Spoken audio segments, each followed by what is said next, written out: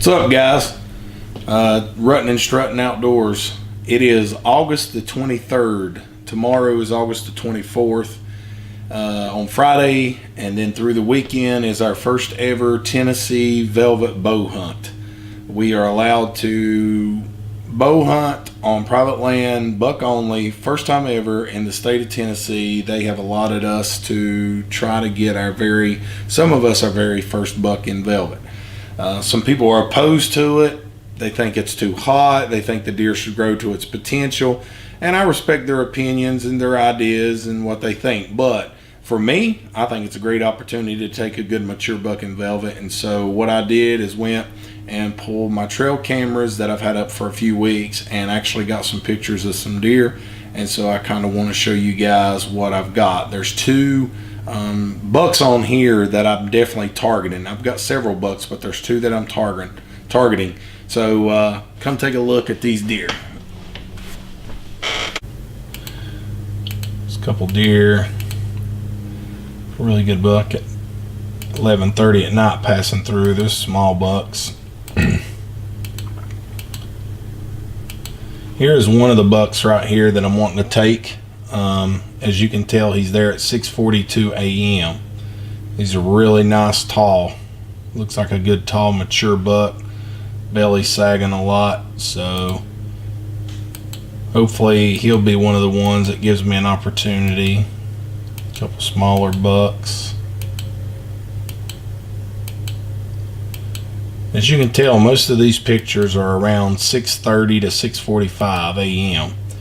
So here comes the other buck that I am potentially wanting to shoot. This buck here, there's a side view of him. Look how long his tines are. So that is a buck that I would definitely take. And then there's several smaller bucks. There's a buck. It's pretty good, but I can't really tell what his horns look like. But he's coming through at 8 o'clock. There's a couple good bucks coming through at 9:30, going over to it. There's a cornfield just over the hill. So there's that buck again at 10 o'clock. And there's a nice little 8-pointer.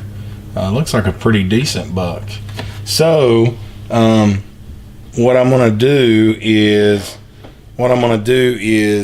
hopefully take one of those mature deer. So what's happening is those deer are coming through, and there is a cornfield over the ridge, and they've been wearing that cornfield out. Well, over the past week, I've not got any pictures from the 16th to the 23rd.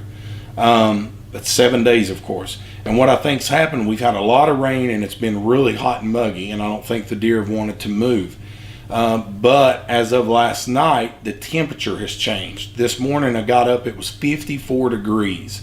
And tomorrow morning it's supposed to be 53 degrees. So what I'm hoping is with this temperature change that the deer are going to be on their feet. It's cool at night, cool in the morning. So I'm hoping they're traveling over, going to the cornfield to feed. And then in the morning that they'll pass back by my tree stand. It is at 6:30 to 6:45. So I will not do an interview in the tree. So hopefully the next time you see the camera turned on will be because the bucks is in front of me and I'm videoing them, and hopefully I'll get a shot. So we'll just see. I don't know what's going to happen. So stay tuned. Ruttin and Struttin' Outdoors.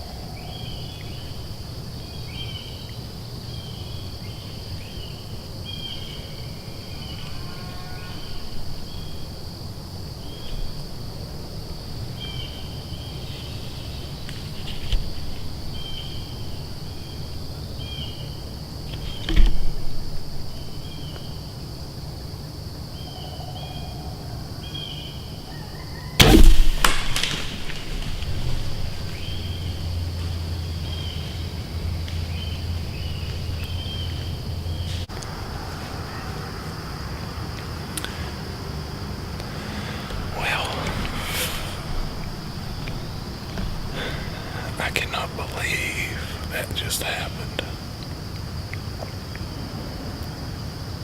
From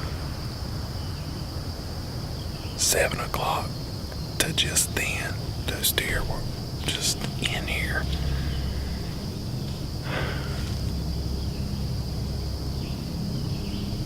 There was a 10-pointer in the group and an 8-pointer that I was wanting to shoot.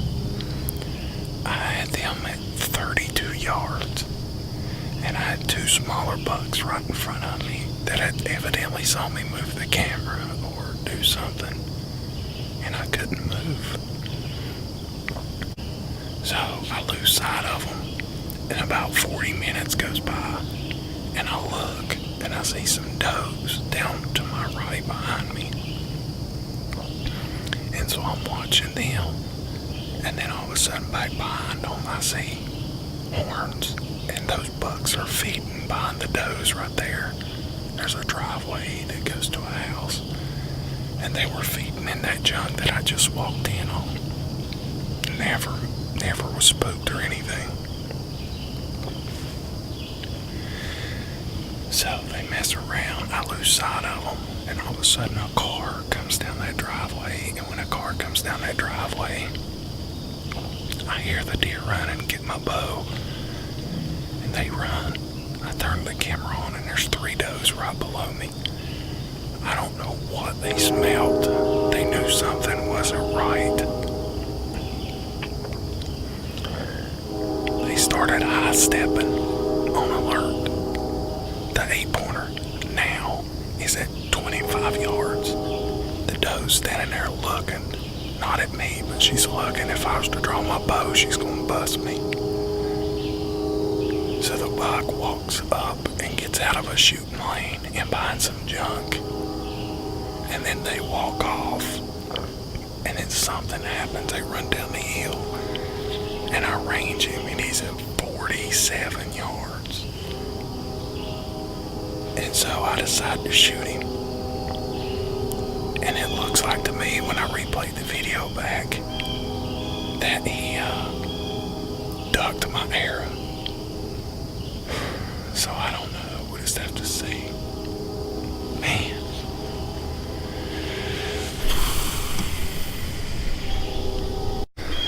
Well, came down here to get my arrow. And if you look behind me in the tree, a direct result of a deer ducking the arrow.